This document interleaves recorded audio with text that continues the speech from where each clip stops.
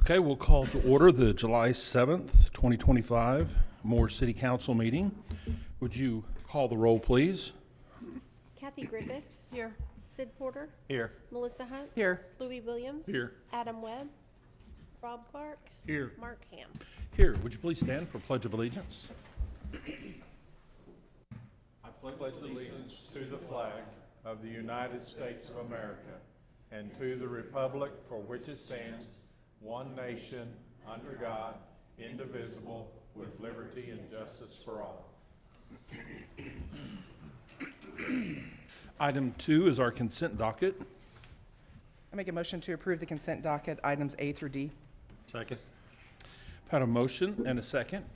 Would you call the roll, please? Kathy Griffith. Yes. Sid Porter. Yes. Melissa Hunt. Yes. Louis Williams. Yes. Rob Clark. Yes. Mark Ham. Yes, consent doc passes.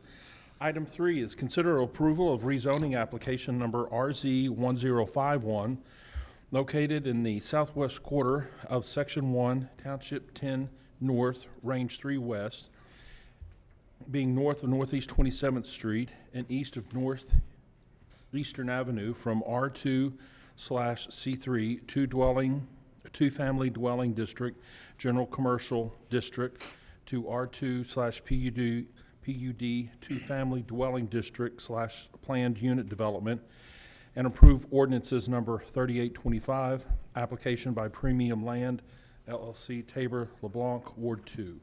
The Planning Commission recommended approval 6-0. Thank you, Mayor and Council. Chad Benson. And today, and east of Northeastern Avenue. The property consists of two tracks being a part of the existing Waters addition. Track 1 currently zoned R2 and was intended for duplexes, and Track 2 is currently C3 and was intended to rezone both tracks to R2. It was intended for commercial development. Both tracks are currently vacant. The applicant is proposing to rezone both tracks to R2 two-family dwelling district as a planned unit development to allow for development of duplexes with higher density than what city code allows, being 9 dwelling units per acre as requested versus the 7 dwelling units per acre as allowed by city code. A 12-inch water main is available to the site along Northeastern Avenue. An 8-inch water line is available along Northeast 34th Street, and an 8-inch public water sewer main is available to the south and east that serves the previous section of the Waters addition. The site is not located in a floodplain. Detention is required and will be provided by utilizing the existing detention pond from the Waters addition. Access to provide by Northeast 34th Street, a collector street connecting to Northeastern Avenue. The applicant is utilizing a planned unit development, a PUD, to allow for an increase in density of a duplex units than is allowed in the R2 zoning code. Being 60 feet wide lots versus regular 75-foot wide lots, a minimum lot size of 6,000 square feet versus the required 7,500 square feet, and a maximum lot coverage of 50% versus the required 40%. To offset the increased densities, the PUD provided increased amenities and protected to preserve the integrity of the Waters addition. The PUD proposed includes the following amenities: approximately 22,000 square feet of common area, a 14 square foot gazebo with seating, public tables and benches, playground equipment, 5 parking spaces exclusive of the common area located at a common area entrance, landscaping at the entrance of the common area in the amount of 36 trees and 33 shrubs. With the land being designated as urban residential, the PUD application seeks to slightly increase the densities from the adjacent single-family development, while providing quality open space to offset those densities. The proposed development includes aesthetics and common area open space amenities and a density of 9.5 units per acre, which means the goals and policies of the comprehensive plan. Staff believes the amenities provided sufficient offset the increased amount of density from 7 dwelling units acre to 9 dwelling units an acre. Staff recommendation approval for this application. On June 10th, the Planning Commission recommended this application for approval. The vote was unanimous of the members present and no citizens were present. I'll be available for any questions. I believe the applicant is here. Is this development gated at all? No, sir. No, okay. Does the gazebo area down in the corner there, does it connect to the other Waters addition, or is it just primarily for just this addition? It's going to be part of the subdivision. They have, I believe it's the southeast corner. yeah, I mean, they have access to it. It has a sidewalk in there, the amenities for the public can use it. The other subdivision has like an open detention pond where a lot of them use it for, you go out there, you see people fishing Okay. and stuff like that. So they have other locations they can Okay. do some amenities at. Was there a significance to just allowing 7 units or whatever, and moving it to 9? What was the significance that the city code is 7? It's just, I'll be honest, I wasn't around when the policy was established. I know what the code is, it being 7, but I could tell you the applicant's here to explain why they wanted to go up to 9. If that's, you can explain that with him.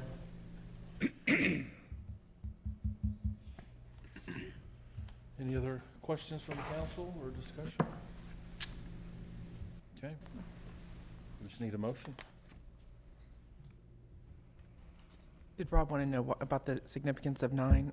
Did he want to hear from the applicant? Just, yeah, I Oh, was the just applicant curious here? about the Yes, the applicant's here, significance to, you know, if the city code says 7 and we're moving it to 9, I mean, but my question is not as much, why are you doing 9, as I was just wondering why it was 7 in the first place. For the record, Kendall Dillon with Craft and Toll, representing the applicant. I don't know that I can speak to why it was 7 for the first play. It's just the dimensional standards in your standard straight R2 zoning code that varies from city to city. And I know more certainly, but if you look at Oklahoma City, for instance, everything that we propose with the 6,000 square foot, 60 foot would be under their standard densities for R2 zoning. So it's something that really, if you look at what we're trying to do with the market conditions, we all understand affordable housing, we understand the shortage in housing, and if you look at your comprehensive plan, there's provisions, just like Chad mentioned, that it specifically says that attached housing is significantly underrepresented in the housing stock in the city of Moore. Sure. So one of even the goals of your comprehensive plan is to provide for a variety of housing and different products, specifically with the attached units. So I think if you look at what we're trying to do, we're still trying to stay in that market, trying to make affordable housing, trying to achieve the objectives of the comprehensive plan, so we're asking for a little more density. But in lieu of that density, then what we've done is, just like your comprehensive plan recommends, is we're trying to add in and make some other things that we wouldn't be required to do to offset the density and still make it an even better neighborhood. So that's the reason that we've added an additional common area. There is, and I've got an aerial if you care to see it, but there's another open space next to the pond, but in addition to that, we're gonna add another amenity area with a gazebo, ADA accessible playground, and then additional landscaping. But even one of the things that we really think kind of sets this up to be a better scenario is this track that you can see here, which is a little bit difficult, that's currently a commercially zoned track. That's the C3 component that we're trying to rezone as part of the duplex as well. And so we really just think that having the residential in your front entrance makes more sense than having the C3 zoning, which has 32 uses by right and then several others by review. So we feel like making that track residential helps soften that entrance. You can see that the track was already zoned R2. It's kind of segregated from the neighborhood, but now we've added another amenity. We've also increased the landscaping. So in addition to this track being residential, you'll notice when you come in, we're really having a hard landscape buffer there. So we just feel like that it achieves the objectives of your comprehensive plan. It allows us a little more density, and it still makes a better neighborhood. Can I ask a question? Will these units be for sale or for lease? Yeah. Both, probably. They for sure, I don't think they really know for certain which way they'll go, but typically speaking, they'll probably be a mix of both. Certainly, the owner, developer intends to retain some themselves, And in fact, they may retain them all, but he will retain some. It's Homes by Tabor. But I'm sure there will be a certain percentage of them that's for sale. We see there's beginning to be a lot of market now for duplexes. Going back to that affordable housing, what we're seeing a lot is younger people in particular, because it's such a struggle to make those mortgage payments, they're getting smart and they're buying duplexes and letting their neighbor pay their mortgage. So it really is kind of a best of both worlds, because it's providing that ability to get into a unit, but then you also have the oversight of the owner being there. Now, there's no conditions on that, but we're seeing a lot of that in the market. So I think it probably will be a mix in this one. Thank you. What's the average size of the dwellings here? And there'll be a mix, but the unit size right now, as we've shown, is about 1,450 square foot on up to like 1,600. Okay, and that'd be 2-bedroom? Yeah, oh yeah, 1 bedroom? 2 or Okay. 3. Okay. Okay. I make a motion to approve. Second? Thank you for answering our questions. You bet, thank you. Had a motion and a second. Would you call the vote? Sid Porter? Yes. Melissa Hunt? Yes. Louis Williams? Yes. Rob Clark? Yes. Kathy Griffith? Yes. Mark Ham? Yes, item passes. Excuse me. Yeah. Item 4 is consider the final plat for Oak Ridge Crossing North, located in the southwest quarter of Section 27, Township 10 North, Range 3 West, being north of Southwest 34th Street and east of Santa Fe Avenue. Application by TWA OKLA Properties LLC, Wiggins Properties LLC. Planning Commission recommended approval 6-0. Ward 3. Thank you, Mayor. The subject site is located north of Southwest 34th Street and east of South Santa Fe Avenue. It is currently zoned C3 General Commercial District, with its easternmost lot being a PUD. Originally platted in 2021, this commercial space was divided into 3 lots and 1 common area dedicated to drainage. The north side of the property is developed with a mini storage and retail space, and provide a school daycare center along South Santa Fe Avenue. This replat incorporates 4 commercial lots at the south end of the property along Southwest 34th Street and approximately 5.24 acres. These lots are proposed to develop as commercial fast food restaurants and an automotive repair shop, with 1 lot to the north of Southwest 34th Street with no identified user. The replat is required due to a new lot configuration and new easements being provided for these lots. Public water sewer are available on the site. There's existing 70-foot City of Oklahoma City water line easement located on the north side of Southwest 34th Street. All driveways and improvements within the easement must be coordinated with the City of Oklahoma City. There is no FEMA regulation for floodplain subject on the property. Stormwater detention is provided by an existing detention pond to the northeast boundary of the property. Access is proposed by the 34th Street and South Santa Fe Avenue with a 30-foot common access easement between the lots to limit the amount of curb cuts along Southwest 34th Street. Based on the proposed densities, stormwater amenities, and open space, staff believes this application meets the intent of neighborhood commercial land use and the overall goals of the plan. Amendment to the comprehensive plan is not required. Staff recommendations approve of the replat. On June 10th, the Planning Commission recommendation for this application was approved.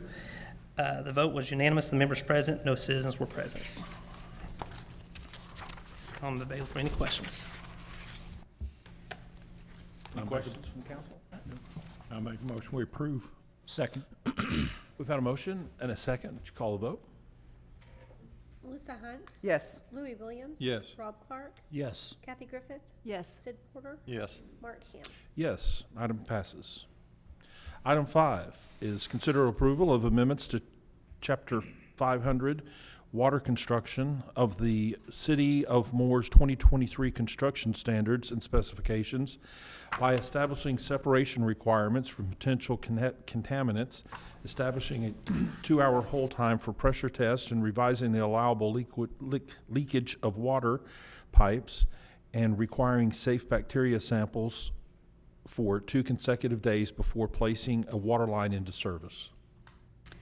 Mayor and council, it was recently brought to our attention that several areas within the Section 500 of the standard specifications for public works construction in the 2023 edition, are not in alignment with ODEQ requirements. Although I will say that these requirements that we're addressing today have been met since the inception of the standards, just as a matter of policy and procedures. So there's no worries about us not enforcing the correct standards. They just aren't actually in our standards and specifications document. The changes that need to be made to the document are as follows. Add a new section, 505.04.03, separation from sources of contamination. This will establish a vertical and horizontal separation requirements from any other utilities that may contaminate the potable water. Also amend section 522.01, hydrostatic pressure testing and disinfection, by clarifying the appropriate American Water Works Association standard requiring the test to hold a pressure for a minimum of 2 hours, and revising the allowable leakage per 1,000 foot of pipeline as shown on page 176. And amend section 523.04.01, disinfection construction methods general, by clarifying that safe bacteriological samples should be obtained on 2 consecutive days before placing the water line into service. I'm happy to answer any questions you may have this time. This applies to both our commercial and residential water lines? Yes. Very good. Make a motion to approve? Second. I've had a motion and a second. Would you call the vote? Louis Williams. Yes. Rob Clark. Yes. Kathy Griffith. Yes. Sid Porter. Yes. Melissa Hunt. Yes. Mark Ham. Yes. Item passes. Thank you. Item 6 is consider approval of the rural residential street detail and approval ordinance number 4025, amending Part 12, Chapter 5, Article F of the Moorland Development Code by amending Section 12-522, Street Design Standards, to establish easement, construction, and maintenance requirements for private rural residential roads, providing for severability, and providing for a repealer. Mayor and Council, this update is a result of the continued development in rural areas where public street access may not exist. However, because of the increase in densities, emergency access should be required. An example of this type of area is off of Sooner Drive and Cider Lane, where you have rural agricultural homesteads that are now splitting those properties up into smaller tracts, thereby potentially doubling the densities in the area. Yet they're still using, private gravel drives for access. This ordinance establishes construction standards for a rural residential roadway of the following. It would be a 20 to 40 foot width easement to include roadway and, if applicable, drainage for the roadway. A private maintenance agreement would be required to be filed at county that establishes who is responsible for the maintenance of the roadway, and also establish that the roadway must be maintained open at all times for emergency access. Compliance with our naming convention found in city code, as well as requiring the proper street signs to be erected. And these types of roads would only be allowed in A1 and A2 zoning districts, which would be our rural agriculture and suburban agriculture zoning districts. The road should be constructed with a 6-inch subgrade with an 8-inch of 1.5-inch crusher run. This would be laid down in 4-inch courses, each compacted to 95%. The engineer has stated that that should be sufficient for emergency vehicles, including fire apparatus. If you have any questions, I'd be happy to answer them. Any questions? Make a motion to approve? Second. Okay, we've had a motion and a second. Would you call the vote? Rob Clark. Yes. Kathy Griffith. Yes. Sid Porter. Yes. Melissa Hunt. Yes. Louis Williams. Yes. Mark Ham. Yes, item passes. Item 7 is consider approval of contracts with FCO Landscaping LLC, Plains Mowing LLC, and Perimeter Lawn and Landscaping LLC to provide code enforcement abatement services for FY 2025-2026. Mayor and council, staff is requesting the approval and acceptance of the qualified contractors to perform abatement services for the properties in violation of the city ordinances. These services help eliminate conditions, pose threats to the health and safety, and constitutes a public nuisance.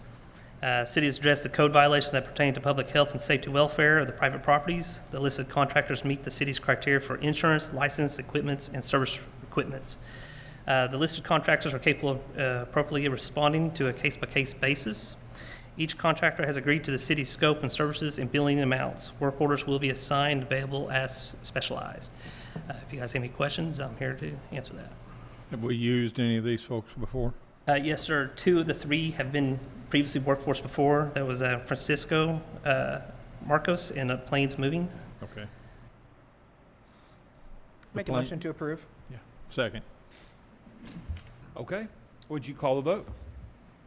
Kathy Griffith, Yes. Sid Porter, Yes. Melissa Hunt. Yes. Louis Williams. Yes. Rob Clark, Yes. Mark Ham. Yes, item passes. Item 8 is consider approval of a utility relocation agreement with the Oklahoma Turnpike Authority, the OTA, for the EWC-28103A, URA number 1, affluent line relocation project as part of the Access Oklahoma program to improve and construct turnpike facilities in the vicinity of Moore. Mayor and council, currently we have 2 lines that run from our existing wastewater treatment plant on the east side of I-35 to just west of Pennsylvania to a tributary of the Canadian River. These 2 lines are a 30-inch and a 15-inch line, and they're, 30 to 40 years old. And they are also in conflict with, they're just on the north side of Indian Hills Road, and they're in conflict with the new Oklahoma Turnpike Authority's east-west corridor from joining I-34 or I-44 and I-35. What this relocation agreement does is it consists of us replacing and relocating those 2 lines and replacing them with newer, larger lines for the ultimate capacity of the city of Moore for the discharge from our wastewater treatment plant. The OTA has agreed to pay 100% of the relocation costs. Those costs are estimated at about $56 million. Recommend approval. Where are we moving them to? Just a little further north, A little further north. Okay. just on the north side of the turnpike. And will that be our project, or will they do it, OTA, or will we? We are designing it, and we've been in the process the last probably 6 months working with them with the design portion of it. And so we will design it, but they will actually bid it Okay. for the construction.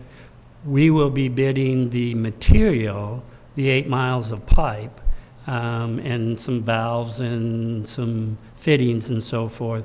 We will be bidding that, hopefully in July ourselves, but then they will reimburse us for the all costs. Okay, great, yeah. 50+ million, that's a lot. Make a motion we approve. Second? I've had a motion and a second. Would you call the vote? Sid Porter, Yes. Melissa Hunt, Yes. Louis Williams. Yes. Rob Clark, Yes. Kathy Griffith, Yes. Mark Ham.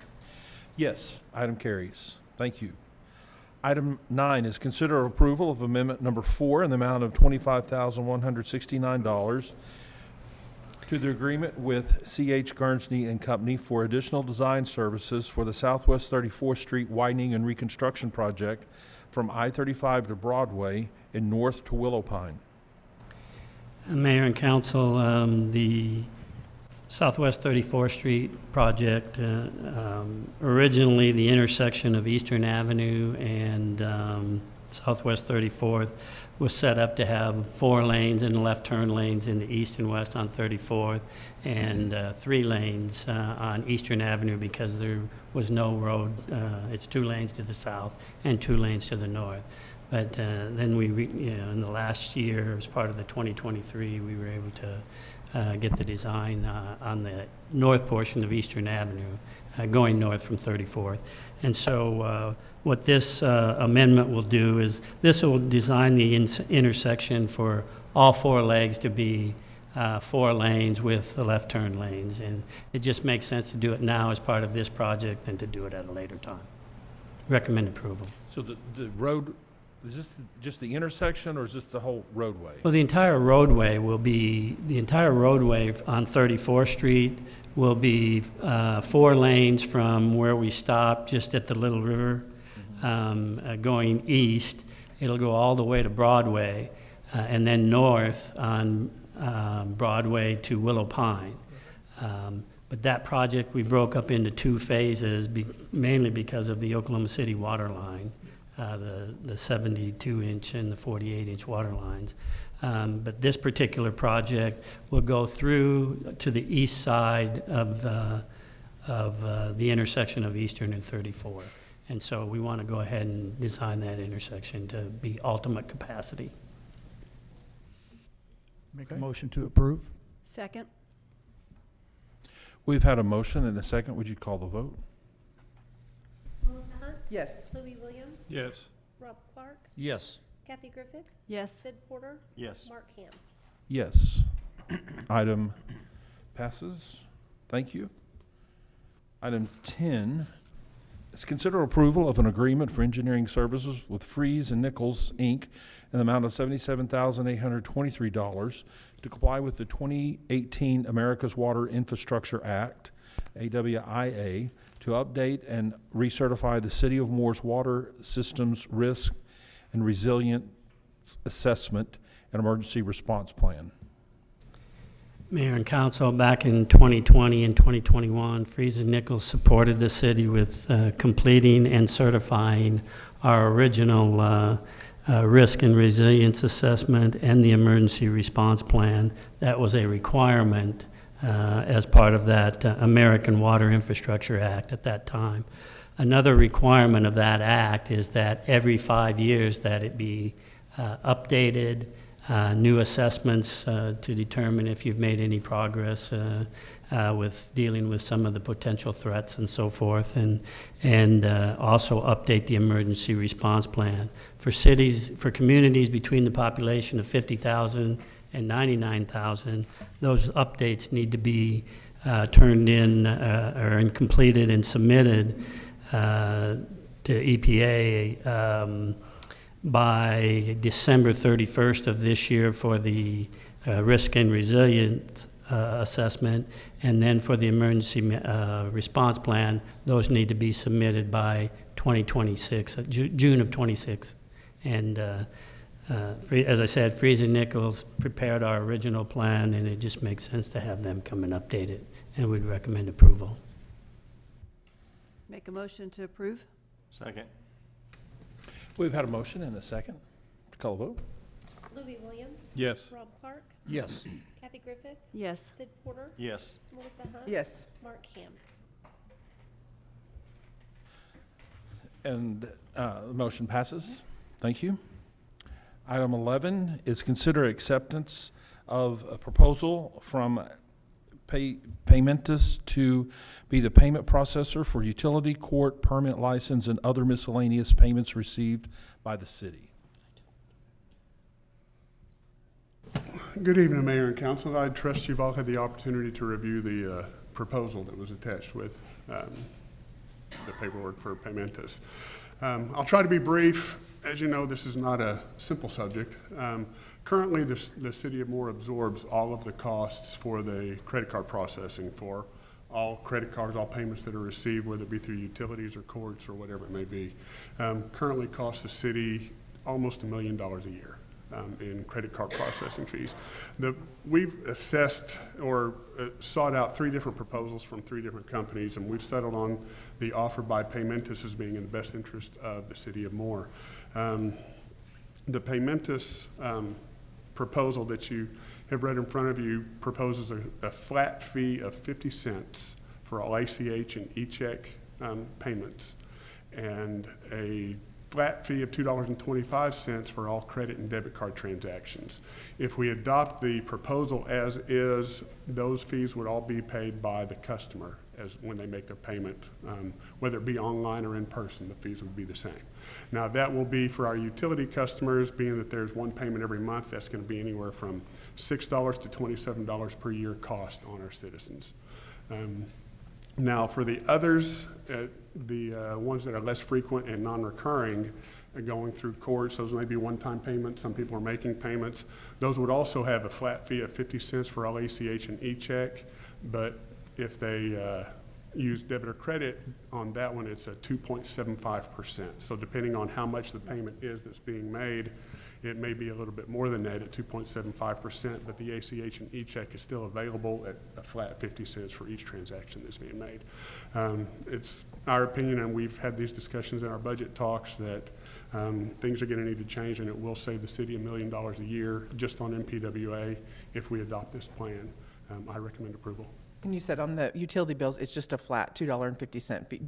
It doesn't fluctuate based on how much your utility bill is. No, it doesn't fluctuate. Right. It's a flat fee of 50 cents per time E-check, if right. you use ACH or e-check, and $2.25 Oh, $2.25, for okay, credit and debit. perfect. And they can still use check and, through the can- mail and avoid those Customers costs. can always use, come in and pay Cash or cash check. or write a check, and there's Okay. no fee for that. Perfect. Thank you for researching this and finding some savings for the city. Any other questions? I'm here. We just need a motion? I'll make a motion to approve. Second? We have had a motion and a second. Would you call the vote, please? Kathy Griffith, Yes. Sid Porter, Yes. Melissa Hunt, Yes. Louis Williams. Yes. Rob Clark, Yes. Mark Ham. Yes, item passes. Item 12 is consider approval of the FY 25-26 contract with Moore Public School District for the provision of 9 uniformed school resource officers and 1 police vehicle, for which the city will receive 65% reimbursement of the officer's salary and benefits and 65% cost of 1 vehicle in the amount not to exceed $715,549.14. Mayor and Council, this is our routine contract with Moore Public Schools to renew the SRO contract. There's no significant changes to the contract. Relationship is still strong with Moore Public Schools. We'd recommend approval. So we didn't bump the count by 1? We did last year. Last year. So Okay, last thank you. year, council member, to speak to that point, they added an officer, but they covered 100% of Okay. that. That officer remained this year, and we just picked up our 35%. Okay. And where does the breakup, is it 2 at the high schools, 1 at the junior highs, and where? Sounds like a test, Mayor. So yes, sir, 2 at the high school, but the 2 additional ones were roving patrol to the elementary schools. So they split the elementary schools up, had the 1 roving patrol that we had added a couple years ago, or not too long ago, and then the 2nd roving patrol for elementary schools was added last year, kind of mid-contract, mid-fiscal year. Good, great. Is that 2 at both high schools? Yes, sir. Both high schools. Yes, sir. Question. Yes, sir. Has there been any discussion between the city of Moore and Moore Public Schools about raising how many would be at the high schools or the junior highs? Or? We've had no discussions like that, Councilman. I can carry a message if you would like, but no, we talk with Dr. Romines and Dustin Horsecutter on a routine basis, and when they ask for additional resources, we want to be responsive there. Again, like I said, we have a great relationship. We are responsive to just about everything and anything that they ask for, but they haven't asked for that. Thank you. Okay, we need a motion. Make a motion, we approve. Second. We have had a motion and a second. Would you call the vote?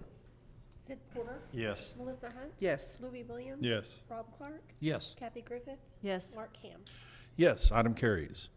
Item 13 is consider authorizing the budgeted purchase of 14 Meridian barricades and associated accessories for Meridian barriers in the amount of $97,000 as a sole source provider. Mayor and Council, this is a budgeted purchase from Fund 12 for portable weaponized vehicle barriers to deploy for public venue events. An example of that would be Haunt Old Town. Well, these devices, we could move into different places, blocking sidewalks, blocking access points that vehicles could maneuver through. We already take tremendous diligence in trying to block paths for vehicles that would want to drive into a crowd, run over people, et cetera. But sometimes we have gaps in our perimeter, and so these devices will help us secure those perimeters using less personnel and the one-time cost of these vehicle barricades, and probably more effective. And is this just like the Jersey barriers, I They're don't a know if little- it's concrete, but just a blockade? Mayor, they're steel and metal, so they're not concrete. Maybe if you've been to an OU football game, you've seen some larger ones that will shut off a whole portion of a road. These are different sizes. The 14 are 14 different sizes. Some would be for an entire road, some might just be for a sidewalk or alleyway, the different varying lengths that we would need to deploy them. We'll work as a partnership with Public Works to deploy them because they are heavy, they are large. Okay, so We've it already does take equipment to Yes, sir. set 'em? Okay. Yes, sir. As a matter of fact, there was an additional cost if you wanted to buy a trailer, but going back to great relationship with Public Works and a good partnership, they have the equipment and they definitely would have offered to help deploy them. Yeah, well, that's good, and that should be expected. Yep. Make a motion to approve? Second. I've had a motion and a second. Would you call the vote? Melissa Hunt. Yes. Louis Williams. Yes. Rob Clark. Yes. Kathy Griffith. Yes. Sid Porter. Yes. Mark Ham. Yes, item carries. Item 14 is consider declaring one police fleet vehicle, more particularly described in Exhibit A, as surplus and authorized sale by auction. This is our K-9 vehicle, Mayor and Council, that unexpectedly the air conditioner wasn't providing the proper air for the K-9, and so we just replaced that with a 2019 vehicle that has a separate air conditioning system, which then put this vehicle on the surplus list. We're requesting the surplus, and we'll continue the course with Public Works and Sourcewell for auctioning that we have with the other vehicles. Okay, Make a motion to approve? Second. we've had a motion and a second. Would you call the vote? Rob Clark. Yes. Kathy Griffith. Yes. Sid Porter. Yes. Melissa Hunt. Yes. Louis Williams. Yes. Mark Ham. Yes, item carries. Item 15 is consider approval of a contract for fiscal year 2026 with Pivot in the annual amount of $22,000 to receive and hold juveniles who have been taken into custody by the Moore Police Department. Mayor and Council, as you may be aware, this is a longstanding partnership and contract that we've had with Pivot that helps us manage children, juvenile status crime issues where we don't have to wait on parents. We can take them up there. They'll deal with the parents. They'll deal with the processes of processing the child and making sure they have resources available to them if they need them. This is a modest increase over last year's number, and if you recall, the number continues to go up just a little every year, but we think that this increase is reasonable, and we'd recommend approval. It doesn't change during the course of the year, it's just once a year that we, okay, Yes, sir. very good. Where are they at? I'm just curious. Where's Pivot at? Up on 50th, northwest or northeast Okay. 50th and 235, the beautiful train bridge. If you go underneath it, I Yeah. love it. You exit there, and it's right off Okay, the Capitol Complex. all right. Make a motion to approve? Second? We've had the motion and a second. Would you call the vote, please? Kathy Griffith. Yes. Sid Porter. Yes. Melissa Hunt. Yes. Louis Williams. Yes. Rob Clark. Yes. Mark Ham. Yes. Item passes. Item 16 is consider approval of a proposal from Lemke Land Surveying for a boundary and topographic survey of a 23-acre site previously known as Old Huddleston property for the Buck Thomas Park expansion project in the total amount of $15,800 as the lowest quote. Mayor and Council, this is the first step in the Buck Thomas expansion in the northeast area of the park. It will determine the boundaries for the area and give a topography survey of the 23-acre site. Recommend approval. Have we purchased the land yet, or is this still, this is part of the, Yes, we have the land. We purchased the land a number of years ago. okay, all Yes. right, very good. Make a motion to approve. Second. All right, we've got a motion and a second. Would you call the vote? Sid Porter, Yes. Melissa Hunt, Yes. Louis Williams. Yes. Rob Clark, Yes. Kathy Griffith, Yes. Mark Ham. Yes, item carries. This time, we're going to recess the city council meeting and convene the Moore Public Works Authority meeting. Item 17 is the consent docket. Make a motion, we approve consent docket items A and B. Second. Would you call the vote? Kathy Griffith, Yes. Sid Porter, Yes. Melissa Hunt. Yes. Louis Williams. Yes. Rob Clark, Yes. Mark Ham. Yes, item carries. We will recess the Moore Public Works Authority meeting and convene the Moore Risk Management meeting. Item 18 is consent docket. Make a motion to approve items A and B on the consent docket. Second. Would you call the vote?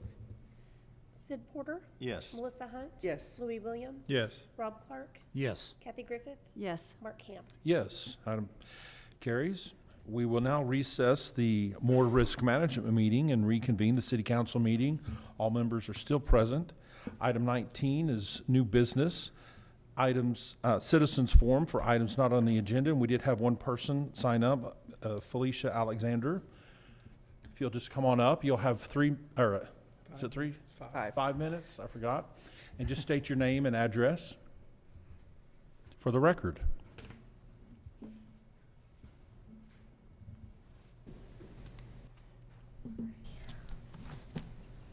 I'm Felicia Alexander, and my address is 804 Southwest First Street, Moore, Oklahoma.